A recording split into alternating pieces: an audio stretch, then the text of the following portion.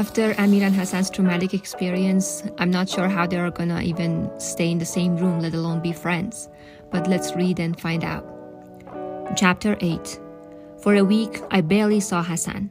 I woke up to find toasted bread, brewed tea, and a boiled egg already on the kitchen table. My clothes for the day were ironed and folded, left on the cane seat chair in the foyer where Hassan usually did his ironing. He used to wait for me to sit at the breakfast table before he started ironing. That way we could talk. Used to sing too. Over the hissing of the iron, sang old Hazara songs about tulip fields. Now only the folded clothes greeted me. That and a breakfast I hardly finished anymore. One overcast morning, I was pushing the boiled egg around on my plate. Ali walked in cradling a pile of chopped wood. I asked him where Hassan was. He went back to sleep, Ali said, kneeling before the stove. He pulled the little square door open. Would Hassan be able to play today? Ali paused with a log in his hand. A worried look crossed his face. Lately, it seems all he wants to do is sleep. He does his chores, I see to that. But then he just wants to crawl under his blanket. Can I ask you something? If you have to. After that kite tournament, he came home a little bloodied and his shirt was torn. I asked him what had happened and he said it was nothing. That he'd gotten into a little scuffle with some kids over the kite. I didn't say anything, just kept pushing the egg around on my plate. Did something happen to him, Amir Agha? Something he's not telling me? I shrugged. How should I know? You would tell me, nay? Inshallah, you would tell me if something had happened. Like I said, how should I know what's wrong with him? I snapped. Maybe he's sick. People get sick all the time, Ali. Now, am I going to freeze to death or are you planning on lighting the stove today? That night, I asked Baba if we could go to Jalalabad on Friday. He was rocking on the leather swivel chair behind his desk, reading a newspaper. He put it down, took off the reading glasses I disliked so much. Baba wasn't old, not at all, and he had lots of years left to live. So why did he have to wear those stupid glasses? Why not? He said. Lately, Baba agreed to everything I asked. Not only that, just 2 nights before, he'd asked me if I wanted to see El Cid with Charlton Heston at Cinema Ariana. Do you want to ask Hassan to come along to Jalalabad? Why did Baba have to spoil it like that? He's Mary's, I said, not feeling well. Really? Baba stopped rocking on his chair. What's wrong with him? I gave a shrug and sank in the sofa by the fireplace. He's got a cold or something. Ali says he's sleeping it off. I haven't seen much of Hassan the last few days, Baba said. That's all it is, then? A cold? I couldn't help hating the way his brow furrowed with worry. Just a cold. So, are we going Friday, Baba? Yes, Baba said, pushing away from the desk. Too bad about Hassan. I thought you might have had more fun if he came. Well, the 2 of us can have fun together, I said. Baba smiled, winked. Dress warm, he said. It should have been just the 2 of us. That was the way I wanted it. But by Wednesday night, Baba had managed to invite another 24 people. He called his cousin Humayun, he was actually Baba's second cousin, and mentioned he was going to Jalalabad on Friday. And Humayun, who had studied engineering in France and had a house in Jalalabad, said he'd love to have everyone over. He'd bring the kids, his 2 wives, and while he was at it, cousin Shafiqa and her family were visiting from Herat. Maybe she'd like to tag along. And since she was staying with cousin Nader in Kabul, his family would have to be invited as well, even though Humayun and Nader had a bit of a feud going. And if Nader was invited, surely his brother Farrukh had to be asked too, or his feeling would be hurt, and he might not invite them to his daughter's wedding next month, and so on. We filled 3 vans. I rode with Baba, Rahim Khan, Kaka Humayun. Baba had taught me as a young age to call any older male Kaka or uncle, and any older female Khala or aunt. Kaka Humayun's 2 wives rode with us too. The pinch-faced older one with the warts on her hands, and the younger one who always smelled of perfume and danced with her eyes closed. As did Kaka Humayun's twin girls. I sat in the back row, car-sick and dizzy, sandwiched between the 7-year-old twins who kept reaching over my lap to slap at each other. The road to Jalalabad is a 2-hour trek through mountain roads winding along a steep drop, and my stomach lurched with each hairpin turn. Everyone in the van was talking loudly, and at the same time nearly shrieking, which is how Afghans talk. I asked one of the twins, Fazila or Karima, I could never tell which was which, if she'd trade her window seat with me so I could get fresh air on account of my car sickness. She stuck her tongue out and said no. I told her that was fine, but I couldn't be held accountable for vomiting on her new dress. A minute later, I was leaning out the window. I watched the cratered road rise and fall, whirl its tail around the mountainside, counted the multicolored trucks packed with the squatting men lumbering past. I tried closing my eyes, letting the wind slap at my cheeks, opened my mouth to swallow the clean air. I still didn't feel better. A finger poked me in the side. It was Fazila or Karima. What? I said. I was just telling everyone about the tournament, Baba said from behind the wheel. Kaka Humayun and his wives were smiling at me from the middle row of seats. There must have been 100 kites in the sky that day, Baba said. Is that about right, Amir? I guess so, I mumbled. 100 kites, Humayun Jan. No laugh, and the only one still flying at the end of the day was Amir's. He has the last kite at home, a beautiful blue kite. Hassan and Amir ran it together. Congratulations, Kaka Humayun said. His first wife, the one with the warts, clapped her hands. Wah, wah, something like that. Amir Jan, we're all so proud of you, she said. The younger wife joined in. Then they were all clapping, yelping their praising, telling me how proud I'd made them all. Only Rahim Khan, sitting in the passenger seat next to Baba, was silent. He was looking at me in an odd way. Please pull over, Baba, I said. What? Getting sick, I muttered, leaning across the seat, pressing against Kaka Humayun's daughters. Fazila or Karima's face twisted. Pull over, Kaka. His face is yellow. I don't want him throwing up on my new dress. She squealed.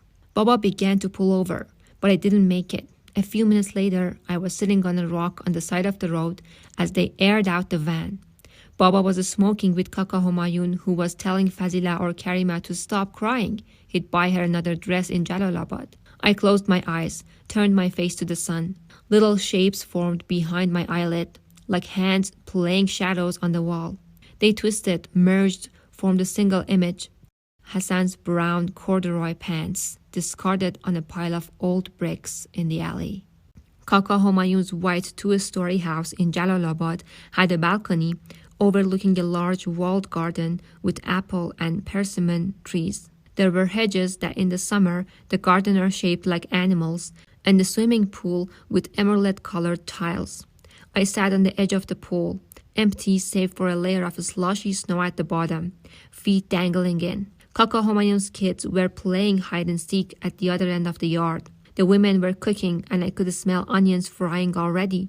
I could hear the pet-pet of a pressure cooker, music, laughter. Baba, Rahim Khan, Kaka Humayun, and Kaka Nader were sitting on a balcony, smoking. Kaka Humayun was telling them he'd brought the projector along to show his slides of Friends. 10 years since he'd returned from Paris, and he was still showing those stupid slides. I shouldn't have felt this way. Baba and I were finally friends. We'd gone to a zoo a few days before, seen Marjan the lion, and I had hurled a pebble at the bear when no one was watching. We'd gone to Dad Khoda's kebab house afterward, across from Cinema Park, had lamb kebab with freshly baked naan from the tandoor. Baba told me stories of his travels to India and Russia, the people he had met, like the armless, legless couple in Bombay who'd been married 47 years and raised 11 children. That should have been fun, spending a day like that with Baba, hearing his stories. I finally had what I'd wanted all those years. Except now that I had it, I felt as empty as this unkempt pool I was dangling my legs into. The wives and daughters served dinner, rice, kufta, and chicken korma at sundown. We dined the traditional way, sitting on cushions around the room, tablecloth spread on the floor, eating with our hands in groups of 4 or 5 from common platters. I wasn't hungry, but sat down to eat anyway with Baba, Kaka Farokh, and Kaka Humayun's 2 boys. Baba, who'd had a few scotches before dinner, was still ranting about the kite tournament, how I'd outlasted them all, how I'd come home with that last kite. His booming voice dominated the room. People raised their heads from their platters, called out their congratulations. Kaka Farokh patted me back with his clean hand. I felt like sticking a knife in my eye. Later, well, past midnight, after a few hours of poker between Baba and his cousins, the men lay down to sleep on parallel mattresses in the same room where we dined. The women went upstairs. An hour later, I still couldn't sleep. I kept tossing and turning as my relatives grunted, sighed, and snored in their sleep. I sat up. A wedge of moonlight streamed in through the window. I watched Hassan get raped. I said to no one. Baba stirred in his sleep. Kaka Homayun grunted. A part of me was hoping someone would wake up and hear, so I wouldn't have to live with this lie anymore. But no one woke up, and in the silence that followed, I understood the nature of my new curse. I was going to get away with it. I thought about Hassan's dream, the one about us swimming in the lake. There is no monster, he'd said, just water.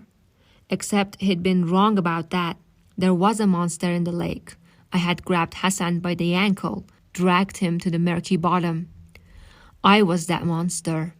That was the night I became an insomniac. I didn't speak to Hassan until the middle of the next week.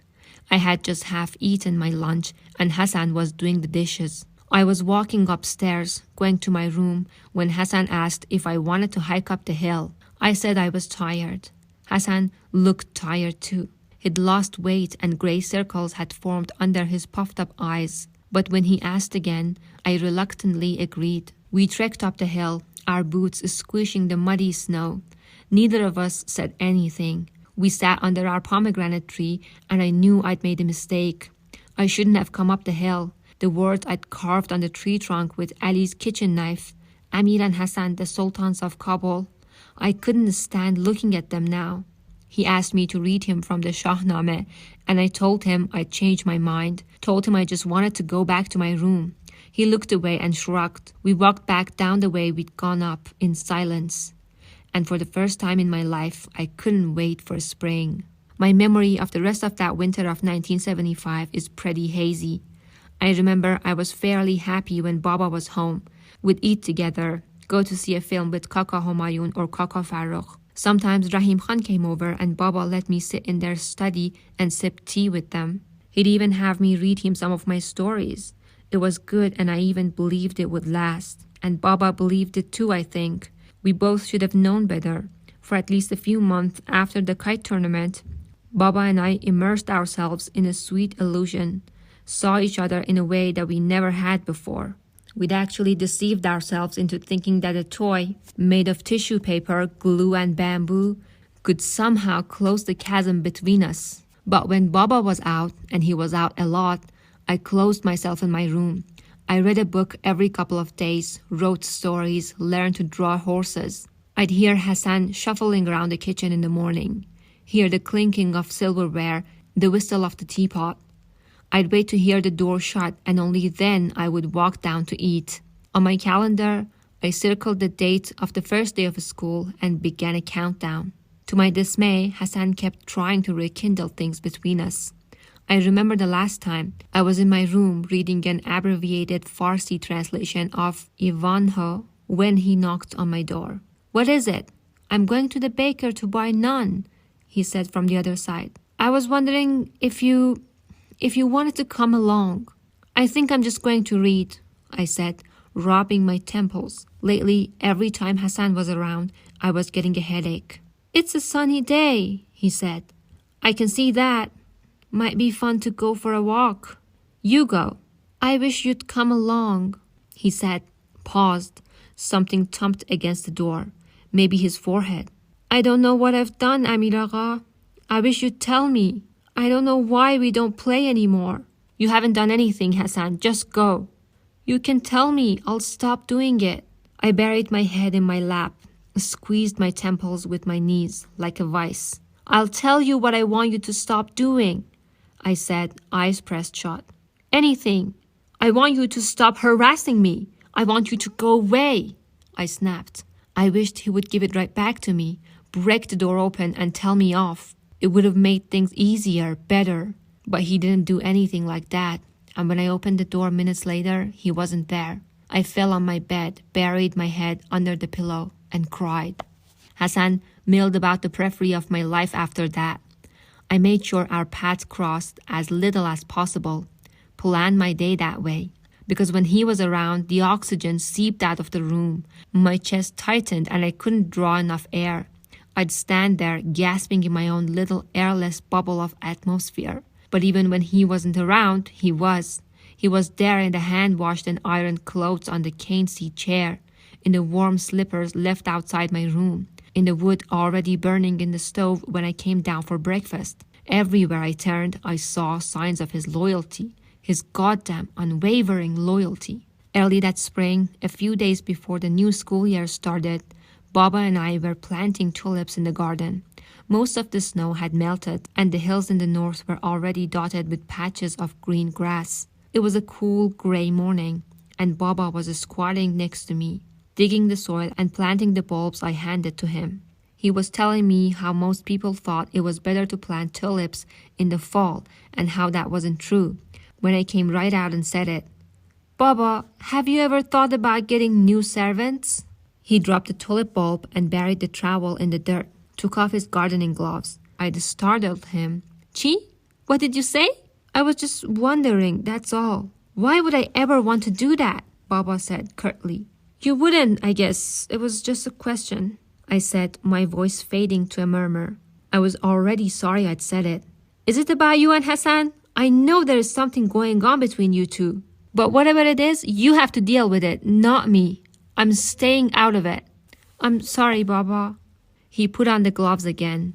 I grew up with Ali, he said through clenched teeth. My father took him in. He loved Ali like his own son. 40 years Ali's been with my family. 40 goddamn years. And you think I'm just going to throw him out? He turned to me now, his face as red as a tulip. I've never laid a hand on you, Amir. But you ever say that again? He looked away, shaking his head. You bring me shame. And Hassan's not going anywhere. Do you understand? I looked down and picked up a fistful of cool soil. Let it pour between my fingers. I said, do you understand? Baba roared. I flinched. Yes, Baba. Hassan's not going anywhere. Baba snapped.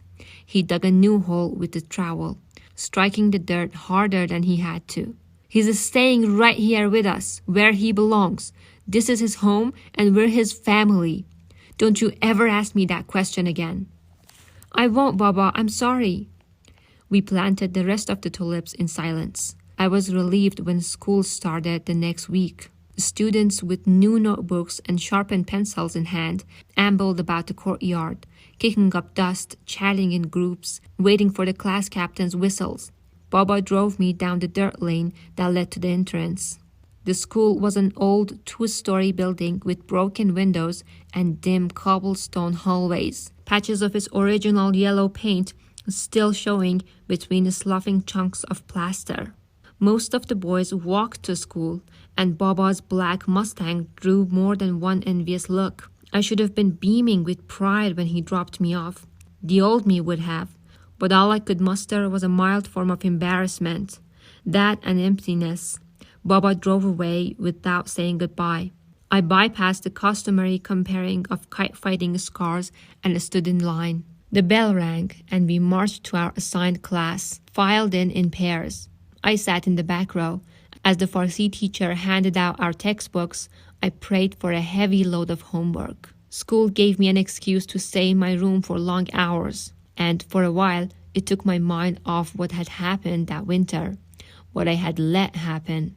For a few weeks, I preoccupied myself with gravity and monument, atoms and cells, the Anglo-Afghan wars, instead of thinking about Hassan and what had happened to him. But always, my mind returned to the alley, to Hassan's brown corduroy pants laying on the bricks, to the droplets of blood staining the snow dark red, almost black. One sluggish, hazy afternoon early that summer, I asked Hassan to go up the hill with me, Told him I wanted to read him a new story I'd written. He was hanging clothes to dry in the yard, and I saw his eagerness in the hurried way he finished the job. We climbed to the hill, making small talk. He asked about school, what I was learning, and I talked about my teachers, especially the mean math teacher who punished talkative students by striking a metal rod between their fingers and then squeezing them together. Hassan winced at that, said he hoped I'd never have to experience it. I said I'd been lucky so far, knowing that luck had nothing to do with it. I'd done my share of talking in class too, but my father was rich and everyone knew him, so I was spared the metal rod treatment. We sat against the low cemetery wall, under the shade thrown by the pomegranate tree. In another month or two, crops of scorched yellow weeds would blanket the hillside, but that year the spring showers had lasted longer than usual, nudging their way into early summer, and the grass was still green, peppered with tangles of wildflowers. Between us, Wazir Akbar Khan's white-walled, flat-topped houses gleamed in the sunshine, the laundry hanging on clotheslines in the yards, stirred by the breeze to dance like butterflies. We had picked a dozen pomegranates from the tree. I unfolded the story I'd brought along, turned to the first page, then put it down. I stood up and picked up an overripe pomegranate that had fallen to the ground. "What would you do if I hit you with this?" I said, tossing the fruit up and down. Hassan's smile wilted. He looked older than I'd remembered. No, not older. Old. Was that possible?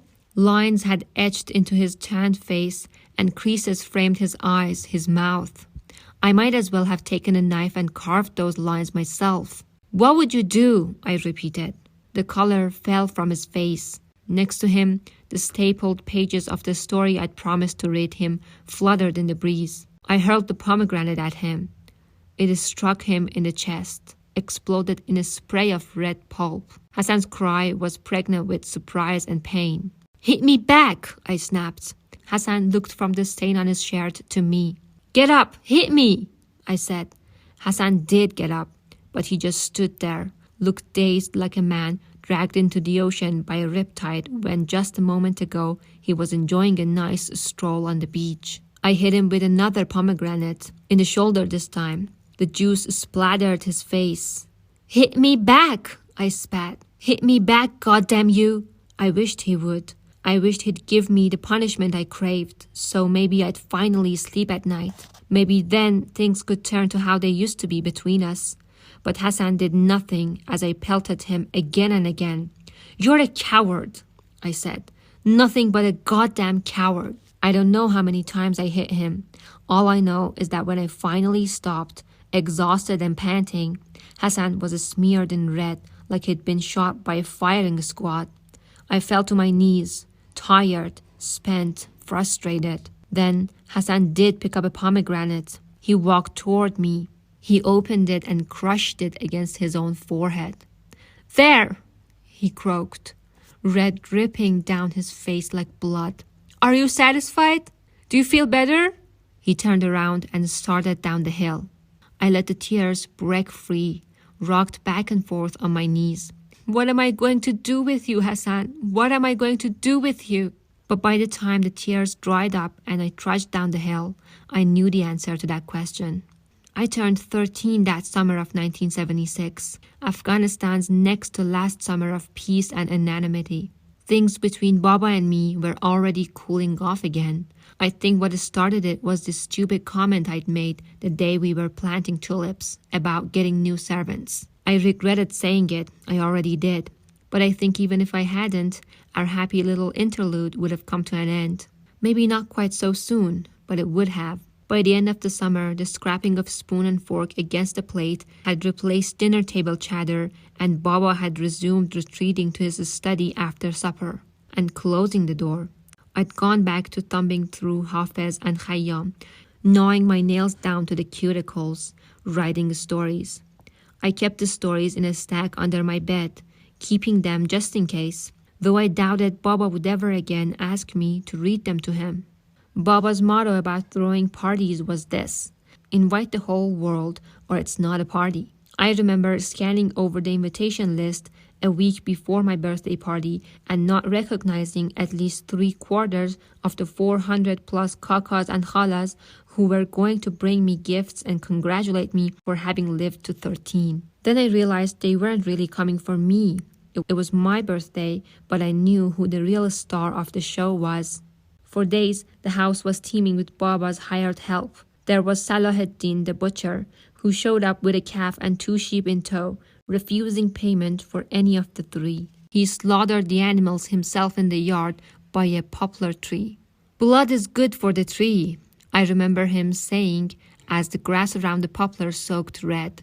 Men I didn't know climbed the oak trees with coil of small electric bulbs and meters of extension cords. Others set up dozens of tables in the yard, spread a tablecloth on each.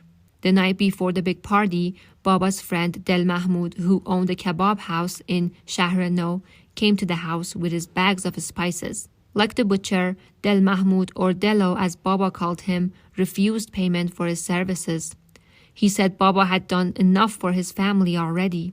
It was Rahim Khan who whispered to me, as Delo marinated the meat, that Baba had lent Delo the money to open his restaurant. Baba had refused payment until Delo had shown up one day in our driveway in a Benz and insisted he wouldn't leave until Baba took his money.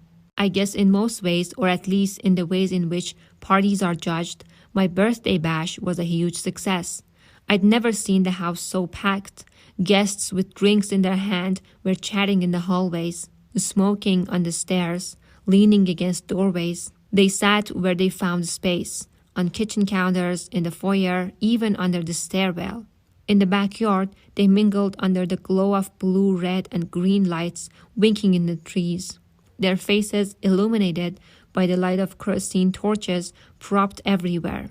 Baba had had a stage built on the balcony that overlooked the garden and planted speakers throughout the yard. Ahmad Zahir was playing an accordion and singing on the stage over masses of dancing bodies. I had to greet each of the guests personally. Baba made sure of that. No one was going to gossip the next day about how he'd raised a son with no manners. I kissed hundreds of cheeks, hugged total strangers, thanked them for their gifts. My face ached from the strain of my plastered smile. I was standing with Baba in the yard near the bar when someone said, "Happy birthday, Amir." It was Asef with his parents. Asef's father, Mahmoud, was a short, lanky sort with dark skin and a narrow face. His mother, Tanya, was a small, nervous woman who smiled and blinked a lot.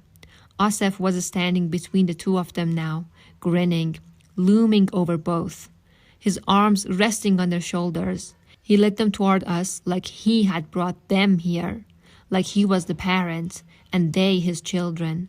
A wave of dizziness rushed through me. Baba thanked them for coming. "I picked out your present myself," Asef said. Tanya's face twitched and her eyes flicked from Asef to me. She smiled unconvincingly and blinked. I wondered if Baba had noticed. "Still playing soccer, Asef John?" Baba said.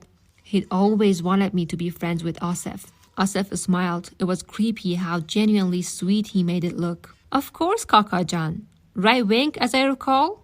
Actually, I switched to center forward this year. You get to score more that way. We're playing the Macro Ryan team next week. Should be a good match. They have some good players." Baba nodded. "You know, I played center forward too when I was young." "I'll bet you still could if you wanted to," Asef said. He favored Baba with a good-natured wink. Baba returned the wink. "I see your father has taught you his world-famous flattering ways." He elbowed Asef's father, almost knocked the little fella down. Mahmoud's laughter was about as convincing as Tanya's smile. And suddenly I wondered if maybe, on some level, their son frightened them. I tried to fake a smile, but all I could manage was a feeble upturning of the corners of my mouth. My stomach was turning at the sight of my father bonding with Asef. Asef shifted his eyes to me. "Wali and Kamal are here too. They wouldn't miss your birthday for anything," he said, laughter lurking just beneath the surface.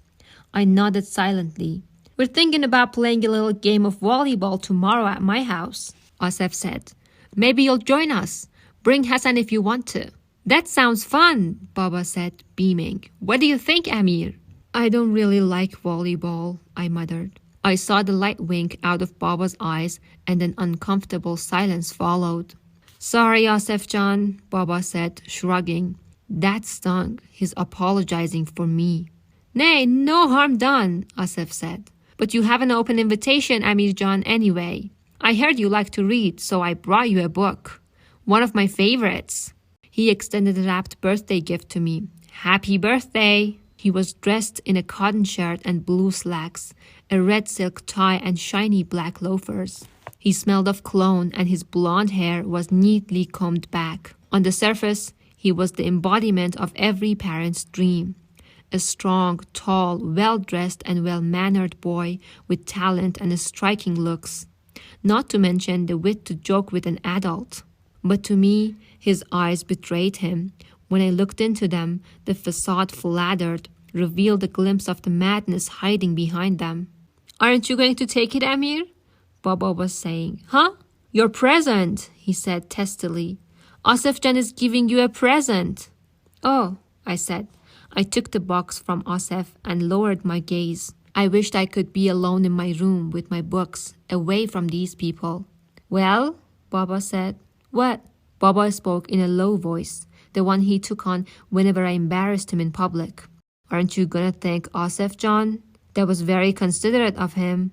I wished Baba would stop calling him that. How often did he call me Amir Jan? Thanks, I said. Asif's mother looked at me like she wanted to say something, but she didn't. And I realized that neither of Asif's parents had said a word. Before I could embarrass myself and Baba anymore, but mostly to get away from Asif and his grin, I stepped away. Thanks for coming, I said. I squirmed my way through the throng of guests and slipped through the wrought iron gates. 2 houses down from our house, there was a large barren dirt lot. I'd heard Baba tell Rahim Khan that a judge had bought the land and that an architect was working on the design. For now, the lot was bare, save for dirt, stones, and weeds. I tore the wrapping paper from Asif's present and tilted the book cover in the moonlight. It was a biography of Hitler. I threw it amid a tangle of weeds. I leaned against the neighbor's wall, slid down to the ground. I just sat in the dark for a while, knees drawn to my chest, looking up at the stars, waiting for the night to be over. Shouldn't you be entertaining your guests? A familiar voice said. Rahim Khan was walking toward me along the wall. They don't need me for that. Baba's there, remember? I said. The ice in Rahim Khan's drink clinked when he sat next to me. I didn't know you drank. Turns out I do, he said, elbowed me playfully. But only on the most important occasions. I smiled. Thanks. He tipped his drink to me and took a sip. He lit a cigarette. One of the unfiltered Pakistani cigarettes he and Baba were always smoking. Did I ever tell you I was almost married once? Really? I said, smiling a little at the notion of Rahim Khan getting married. I always thought of him as Baba's quiet alter ego, my writing mentor, my pal, the one who never forgot to bring me a souvenir, a sogat, when he returned from a trip abroad. But a husband? A father? He nodded. It's true. I was 18. Her name was Homeira. She was a Hazara, the daughter of our neighbor's servant. She was as beautiful as Peri, aka Angel. Light brown hair, big hazel eyes. She had his laugh. I can still hear it sometimes. He twirled his glass. We used to meet secretly in my father's apple orchards. Always after midnight when everyone had gone to sleep. We'd walk under the trees and I'd hold her hand. Am I embarrassing you, Amir Jan? A little, I said. It won't kill you, he said, taking another puff. Anyway, we had this fantasy. We'd have a great fancy wedding and invite family and friends from Kabul to Kandahar.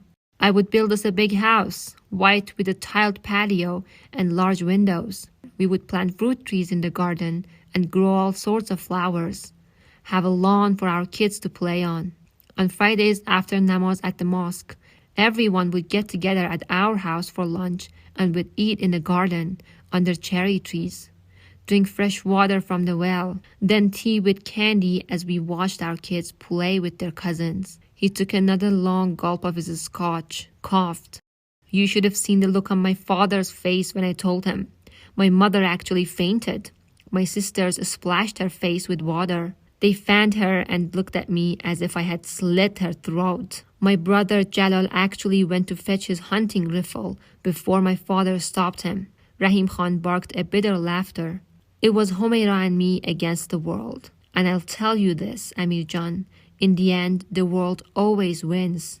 That's just the way of things. What happened? That same day, my father put Humaira and her family on a lorry and sent them off to Hazarajat. I never saw her again. I'm sorry, I said. Probably for the best, though, Rahim Khan said, shrugging. She would have suffered. My family would have never accepted her as an equal. You don't order someone to polish your shoes one day and call them sister the next. He looked at me. You know, you can tell me anything you want, Amir Jan. Anytime. I know, I said uncertainly. He looked at me for a long time, like he was waiting, his black, bottomless eyes hinting at an unspoken secret between us. For a moment, I almost did tell him, almost told him everything. But then what would he think of me? He'd hate me, and rightfully. Here, he handed me something. I almost forgot. Happy birthday. It was a brown leather-bound notebook. I traced my fingers along the gold-colored stitching on the borders. I smelled the leather. For your stories, he said. I was going to thank him when something exploded and bursts of fire lit up the sky. Fireworks! We hurried back to the house and found the guests all standing in the yard, looking up to the sky. Kids hooted and screamed with each crackle and whoosh. People cheered, burst into applause each time flares sizzled and exploded into bouquets of fire. Every few seconds, the backyard lit up in sudden flashes of red, green, and yellow. In one of those brief bursts of light, I saw something I'll never forget. Hassan serving drinks to Asif and Wali from a silver platter. The light winked out, a hiss and a crackle, then another flicker of orange light. Asif grinning, kneading Hassan in the chest with a knuckle. Then, mercifully, darkness. Okay, the next chapter is a short one, so let's read that too. Chapter 9. Sitting in the middle of my room the next morning, I ripped open box after box of presents. I don't know why I even bothered, since I just gave them a joyless glance and pitched them to the corner of the room. The pile was growing there. A Polaroid camera, a transistor radio, an elaborate electric train set, and several sealed envelopes containing cash. I knew I'd never spend the money or listen to the radio, and the electric train would never trundle down its tracks in my room. I didn't want any of it. It was all blood money. Baba would have never thrown me a party like that if I hadn't won the tournament. Baba gave me 2 presents. One was sure to become the envy of every kid in the neighborhood. A brand new Schwinn Stingray, the king of all bicycles. Only a handful of kids in all of Kabul owned a new Stingray, and now I was one of them. It had high-raised handlebars with black rubber grips and its famous banana seat. The spokes were gold-colored and the steel-framed body red, like a candy apple or blood. Any other kid would have hopped on the bike immediately and taken it for a full block skid. I might have done the same a few months ago. You like it? Baba said, leaning in the doorway to my room. I gave him a sheepish grin and a quick thank you. I wish I could have mustered more. We could go for a ride, Baba said. An invitation, but only a half-hearted one. Maybe later. I'm a little tired, I said. Sure, Baba said. Baba. Yes. Thanks for the fireworks, I said. A thank you, but only a half-hearted one. Get some rest, Baba said, walking toward his room. The other present Baba gave me, and he didn't wait around for me to open this one, was a wristwatch. It had a blue face with gold hands in the shape of lightning bolts. I didn't even try it on. I tossed it on the pile of toys in the corner. The only gift I didn't toss on that mound was Rahim Khan's leather-bound notebook. That was the only one that didn't feel like blood money. I sat on the edge of my bed, turned the notebook in my hands, thought about what Rahim Khan had said about Humaira, how his father's dismissing her had been for the best in the end. She would have suffered. Like the times Kaka Humayun's projector got stuck on the same slide, the same image kept flashing in my mind over and over. Hassan, his head downcast, serving drinks to Asif and Wali. Maybe it would be for the best.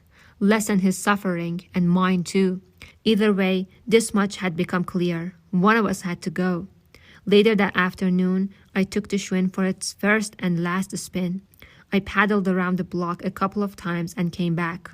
I rolled up the driveway to the backyard where Hassan and Ali were cleaning up the mess from last night's party. Paper cups, crumpled napkins, and empty bottles of soda littered the yard. Ali was folding chairs, setting them along the wall. He saw me and waved. "Salam, Ali," I said, waving back. He held up a finger asking me to wait and walked to his living quarters. A moment later, he emerged with something in his hands. "The opportunity never presented itself last night for Hassan and me to give you this," he said, handing me a box. "It's modest and not worthy of you, Amir Agha, but we hope you like it still. Happy birthday." A lump was rising in my throat. "Thank you, Ali," I said. I wished they hadn't bought me anything. I opened the box and found a brand new Shahnameh, a hardback with glossy colored illustrations beneath the passages. Here was Farangis gazing at her newborn son, Kaykhosro. There was Afrasiab riding his horse, sword down, leading his army. And of course, Rostam inflicting a mortal wound onto his son, the warrior Sohrab. "It's beautiful," I said. "Hassan said your copy was old and ragged, and that some of the pages were missing," Ali said.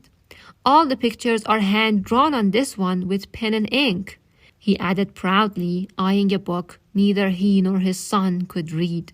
"It's lovely," I said, and it was, and I suspected not inexpensive either. I wanted to tell Ali it was not the book, but I who was unworthy. I hopped back on the bicycle. "Thank Hassan for me," I said.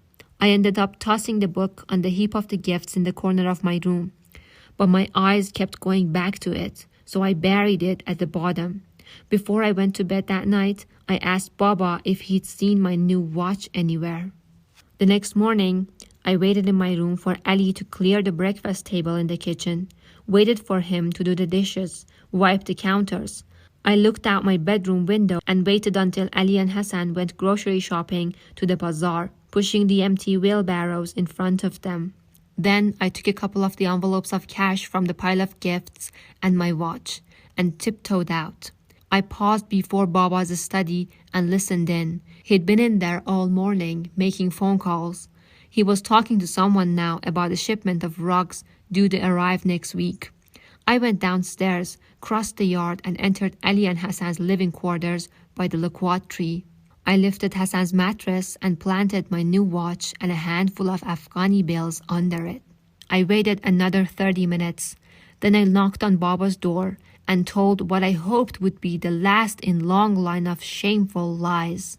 Through my bedroom window, I watched Ali and Hassan push the wheelbarrows loaded with meat, naan, fruit and vegetables up the driveway. I saw Baba emerge from the house and walk up to Ali. Their mouths moved over words I couldn't hear. Baba pointed to the house and Ali nodded. They separated. Baba came back to the house. Ali followed Hassan to their hut. A few moments later, Baba knocked on my door. "Come to my office," he said. "We're all going to sit down and settle this thing." I went to Baba's study, sat in one of the leather sofas. It was 30 minutes or more before Hassan and Ali joined us. They'd both been crying. I could tell from their red, puffed-up eyes. They stood before Baba, hand in hand, and I wondered how and when I'd become capable of causing this kind of pain. Baba came right out and asked, "Did you steal that money? Did you steal Amir's watch, Hassan?" Hassan's reply was a single word, delivered in a thin, raspy voice. "Yes." I flinched like I'd been slapped. My heart sank and I almost blurted out the truth. Then I understood. This was Hassan's final sacrifice for me. If he'd said no, Baba would have believed him because we all knew Hassan never lied. And if Baba believed him, then I'd be the accused. I would have to explain and would be revealed for what I really was. Baba would never ever forgive me. And that led to another understanding. Hassan knew. He knew I'd seen everything in that alley, that I'd stood there and done nothing. He knew I had betrayed him, and yet he was rescuing me once again. Maybe for the last time. I loved him in that moment, loved him more than I'd ever loved anyone. And I wanted to tell them all that I was the snake in the grass, the monster in the lake. I wasn't worthy of the sacrifice. I was a liar, a cheat, and a thief. And I would have told, except that a part of me was glad that this would all be over with soon. Baba would dismiss them, there would be some pain, but life would move on. I wanted that, to move on, to forget, to start with a clean slate. I wanted to be able to breathe again, except Baba stunned me by saying, I forgive you. Forgive? But theft was the one unforgivable sin, the common demonizer of all sins. When you kill a man, you steal a life. You steal his wife's right to a husband, rob his children of a father. When you tell a lie, you steal someone's right to the truth. When you cheat, you steal the right of fairness. There is no act more wretched than stealing. Hadn't Baba sat me on his lap and said those words to me? Then how could he just forgive Hassan? And if Baba could forgive that, then why wouldn't he forgive me for not being the son he'd always wanted? Why? We're leaving, Agha Sahib, Ali said. But I forgive him, Ali, didn't you hear? Said Baba. Life here is impossible for us now, Agha Sahib. We're leaving. Ali drew Hassan to him, curled his arm around his son's shoulder. It was a protective gesture, and I know whom Ali was protecting him from. Ali glanced my way, and in his cold, unforgiving look, I saw that Hassan had told him. He had told him everything about what Asif and his friends had done to him, about the kites, about me. Strangely, I was glad that someone knew me for who I really was. I was tired of pretending. I don't care about the money or the watch, Baba said, his arms open, palms up. I don't understand why you're doing this. What do you mean impossible? I'm sorry, Agha Sahib, but our bags are already packed. We have made our decision. Baba stood up, a sheen of grief across his face. Ali, haven't I provided well for you?